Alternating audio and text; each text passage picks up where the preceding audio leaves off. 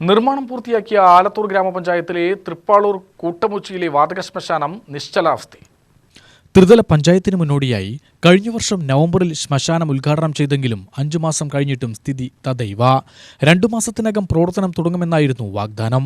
നിരവധി കുടുംബങ്ങളുടെ ആശ്രയമാണ് ഈ ശ്മശാനം. ഇപ്പോൾ പലരും തിരുവില്ലാമലയിലെ ഐവർമഠത്തിലാണ് മൃതദേഹങ്ങൾ സംസ്കരിക്കുന്നതിനായി കൊണ്ടുപോകുന്നത്. 71 ലക്ഷം രൂപ ചെലവിലാണ് 2019-20 സാമ്പത്തിക വർഷത്തിൽ ഉൾപ്പെടുത്തി നിർമ്മാണം പൂർത്തിയാക്കിയത്. ഇക്കാര്യത്തിൽ ഉടൻ നടപടിയെടുക്കണമെന്ന് കോൺഗ്രസ് നേതാക്കൾ ആവശ്യപ്പെട്ടു. അല്ലെങ്കിൽ സമരവുമായി മുന്നോട്ടു പോകുമെന്ന് INTUC ജില്ലാ സെക്രട്ടറി തൃപ്പാളൂർ ശശി പറഞ്ഞു.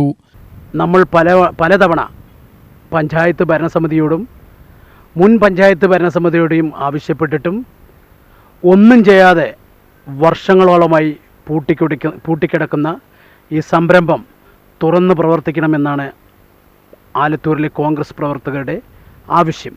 അതിൽ ഒന്ന് പറയുന്നത്, ഈ പ്രദേശത്തെ, അതായത് തൃപ്പാളൂർ പൊരുവത്തക്കാട് പ്രദേശത്തെ 72 സെൻറ് സ്ഥലം 2 നിവാസികൾ സൗജന്യമായി ആലത്തൂർ ഗ്രാമപഞ്ചായത്തിന് നൽകിയ ഈ സ്ഥലത്ത് ഇങ്ങനെയൊരു സംരംഭം കൊണ്ടുവന്ന് പൂട്ടിക്കിടക്കുന്നതിൽ കോൺഗ്രസ് പ്രവർത്തകർ നിരാശരാണ്.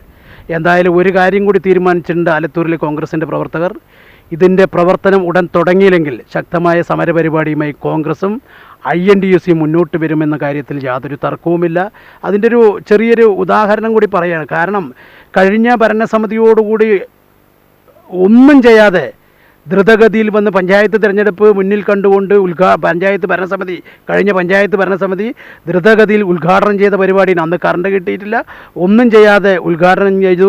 അവരുടെ കല്ല് വെക്കണം എന്നുള്ള ഒരു സ്വാർത്ഥ താല്പര്യത്തിൻ്റെ പേരിൽ, പ്രത്യേകിച്ച് പഞ്ചായത്ത് പ്രസിഡൻറ്റിൻ്റെയും അന്നത്തെ വൈസ് പ്രസിഡൻറ്റിൻ്റെയും സ്വാർത്ഥ താല്പര്യം മുന്നിൽ കണ്ടുകൊണ്ട് അവരുടെ പേര് ഈ ശ്മശാനത്തിൽ കല്ല് വെക്കണം എന്നുള്ളത് കൊണ്ട് മാത്രം ആ പഞ്ചായത്ത് തെരഞ്ഞെടുപ്പിൻ്റെ മുൻപിൽ കാണിച്ചു കൂട്ടിയ ഒരു പ്രഹസന ഉദ്ഘാടനങ്ങളായിരുന്നു ഇത് നടന്നത്.